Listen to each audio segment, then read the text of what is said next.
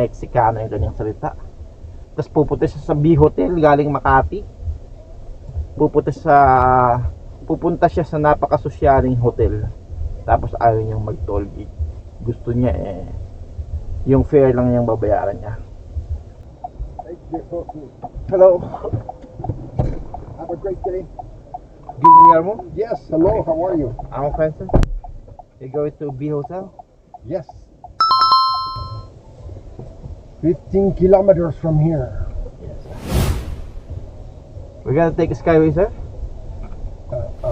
Is that a pay toll wrong? Yes, sir. Please. No, Oh, I'm not paying anymore. oh. I'm not paying anymore. No way. I'm not paying anymore. But the below toll is also free. So I have to pay more and no matter what? Yes, sir. And which one is how The cheapest is the below. Like 118? $118? 18. 118. 118. 18. 118. Yeah, 118 Yes, sir. pesos. And Yeah. the other one? 164, the Skyway.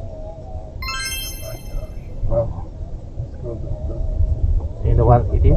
yes. At ayun na nga, nagkasundo na ang magkabilang panig at kami dadaan na lang sa SLEX kasi nagtitipid si Idol. Ayaw niya daw niya mag-toll sana pero napilitan. A Kasi few hindi po pwede. moments later.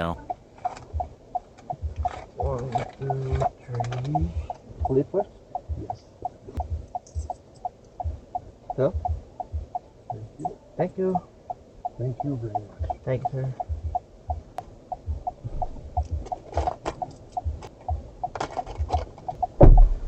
Ayun mga idol, o di ba napilitan siya. So wag nating bibigkasin yung salitang service road. Pag ayaw na lang dumaan sa Skyway. Kung ayaw sa Skyway, saan na lang tayo sa SLEX. Dahil lugi tayo. Super lugi tayo pag mag-service road tayo. Grabe yun, no? Ano siya? Tawag ito. Mexicano. Kasi nagsalita siya, may kausap siya. Mexicano yung kanyang salita. Tapos pupunta siya sa B Hotel galing Makati. Pupunta siya sa napakasosyaling hotel. Tapos ayaw niyang mag-toll gate. Gusto niya yung fare lang niyang babayaran niya. So yun, inobligyan natin siya. Sabi natin sa kanya, isa na lang.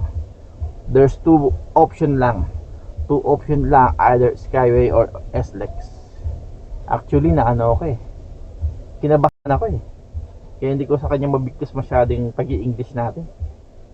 Naging barok ng English ko. Ang bihira kang Mexicano ka, nagtitipid ka ng toll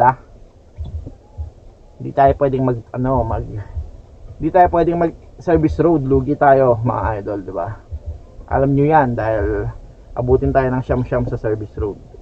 Sabado pa naman ngayon. Kaya wag kayong papayag. Alright?